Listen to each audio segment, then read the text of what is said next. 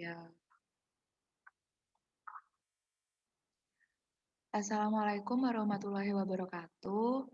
Di sini saya Melari NRP 045 bersama teman saya Jingga NRP 006 akan mempresentasikan tentang analisis korespondensi pada data jenis pelanggaran lalu lintas di Surabaya dan Bangkalan tahun 2017 berdasarkan jenis kendaraan pelanggar. Next.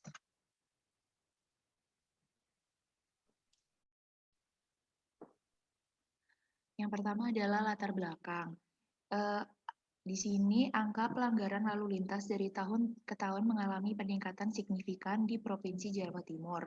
Kota Surabaya merupakan kota metropolitan kedua setelah ibu kota Jakarta, sehingga kebanyakan penduduk memilih mengadu nasib di Surabaya yang menyebabkan kepadatan penduduk semakin tinggi.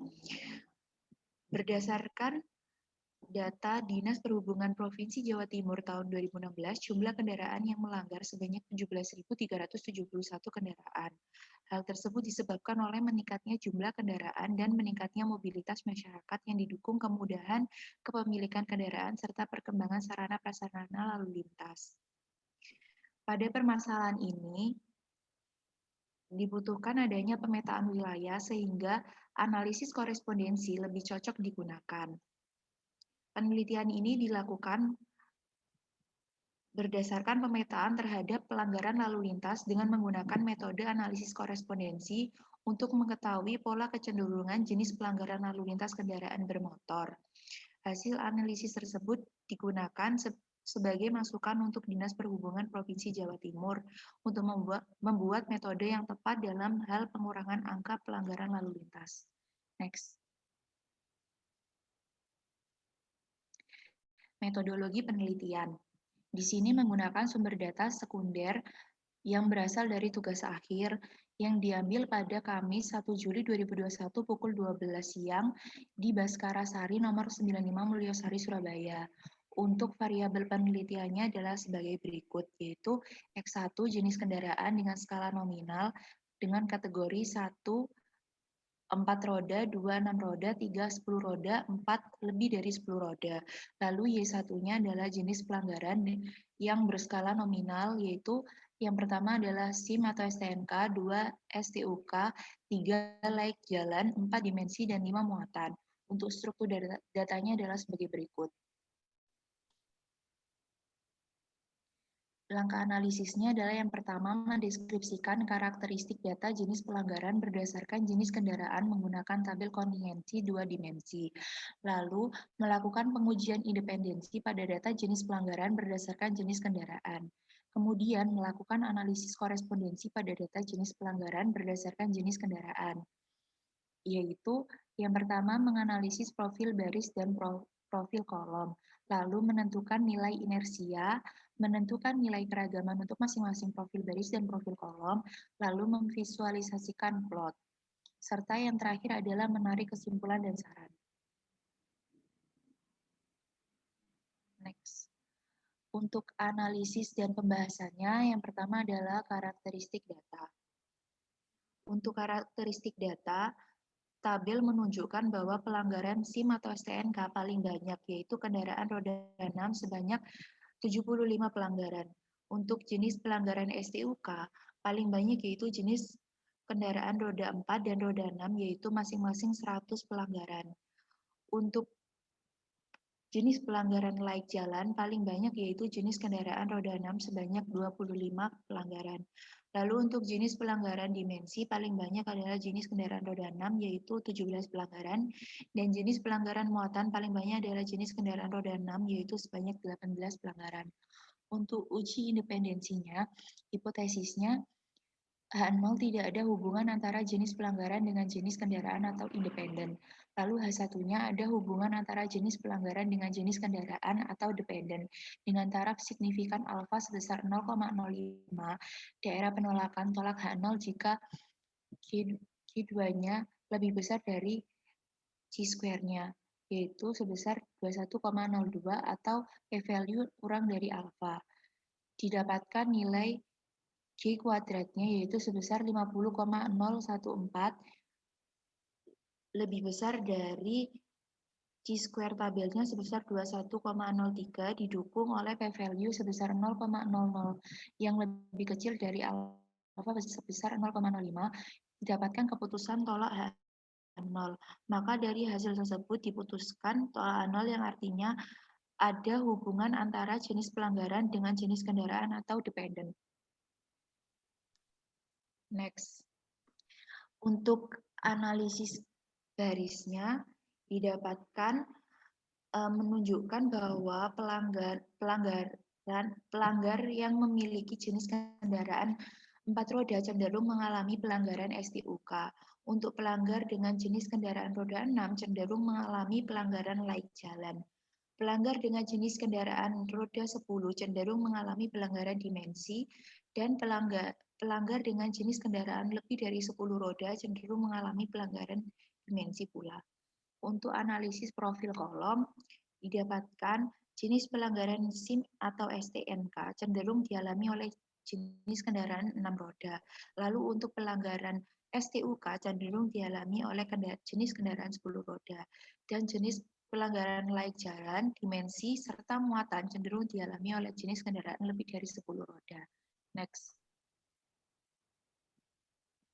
Untuk yang ketiga, ada reduksi dimensi, di mana menunjukkan pada dimensi pertama memiliki eigenvalue sebesar 0,23, dan pada dimensi kedua memiliki nilai eigen sebesar 0,193, dan dimensi ketiga memiliki nilai eigen sebesar 0,028.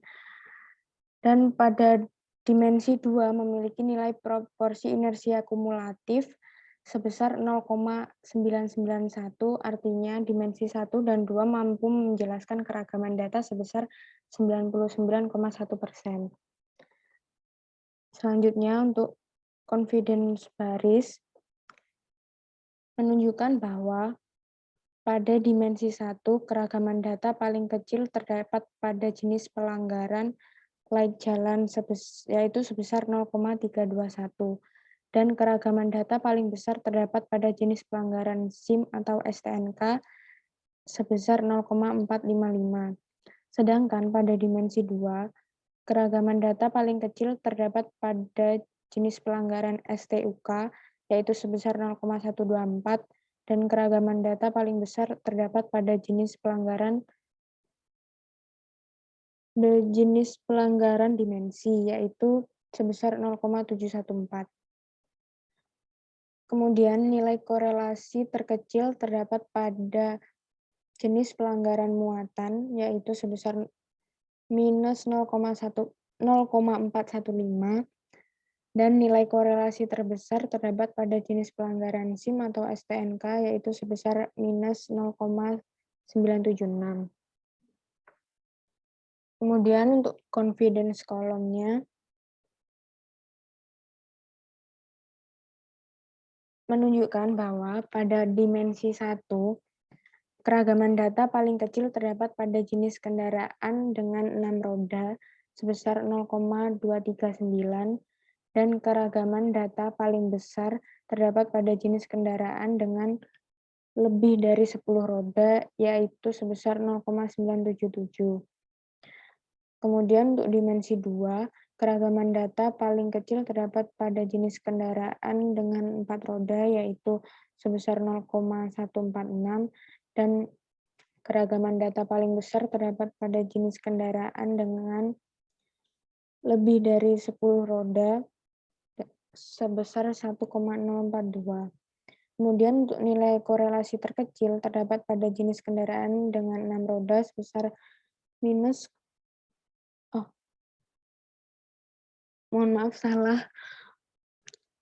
Untuk nilai korelasi terkecil terdapat pada jenis kendaraan dengan 4 roda, yaitu sebesar 0,532, dan korelasi terbesarnya terdapat pada jenis kendaraan lebih dari 10 roda, yaitu sebesar 0,97. Kemudian untuk plot korespondensinya menunjukkan bahwa pola kecenderungan jenis pelanggaran lalu lintas berdasarkan jenis kendaraan, bahwa jenis pelanggaran SIM atau STNK cenderung dialami oleh jenis kendaraan dengan 6 roda. Kemudian untuk jenis pelanggaran dimensi cenderung dialami oleh jenis kendaraan dengan lebih dari 10 roda. Untuk jenis pelanggaran muatan cenderung dialami oleh jenis kendaraan dengan 10 roda. Kemudian untuk jenis pelanggaran STUK cenderung dialami oleh jenis kendaraan dengan 4 roda. Dan kategori lainnya yaitu laik jalan tidak memiliki kecenderungan terhadap jenis kendaraan, yang menunjukkan bahwa kategori tersebut tidak memiliki kecenderungan terhadap satu kategori saja. Untuk kesimpulan yang pertama, pelanggaran paling banyak terjadi adalah pelanggaran STUK dan paling sedikit adalah pelanggaran jenis dimensi. Yang kedua, hasil analisis uji independensi diperoleh bahwa data jenis pelanggaran dan jenis kendaraan memiliki hubungan atau bersifat dependen. Kesimpulan yang ketiga, pelanggaran SIM atau STNK cenderung dialami oleh jenis kendaraan dengan 6 roda. Pelanggaran dimensi cenderung dialami oleh jenis kendaraan dengan lebih dari 10 roda. Pelanggaran muatan cenderung dialami oleh jenis kendaraan dengan 10 roda. Pelanggaran STUK cenderung dialami oleh jenis kendaraan dengan 4 roda. Dan kategori lainnya yaitu laik jalan tidak memiliki kecenderungan terhadap jenis kendaraan, yang menunjukkan bahwa kategori tersebut tidak memiliki kecenderungan terhadap satu kategori saja. Kemudian untuk saran untuk penulis adalah agar lebih teliti dalam melakukan pengujian, mengolah karakteristik data, serta dalam penyusunan laporan. Kemudian untuk saran bagi Dinas Perhubungan Provinsi Jawa Timur, yaitu diharapkan melakukan pemeriksaan dan pengawasan secara ketat pada wilayah yang sering terjadinya pelanggaran lalu lintas, dengan memberikan sanksi tegas terkait masalah pelanggaran lalu lintas, agar terciptanya kepatuhan dan ketertiban berlalu lintas. Sedangkan untuk para pengemudi kendaraan bermotor angkutan barang, lebih mematuhi peraturan lalu lintas, terlebih khusus untuk selalu melakukan pemeriksaan uji berkala kendaraan bermotor setiap 6 bulan sekali, agar menjamin keselamatan di jalan dan mengurangi angka pelanggaran lalu lintas. Sekian presentasi kami. Bila ada salah kata, mohon maaf. Wassalamualaikum warahmatullahi wabarakatuh.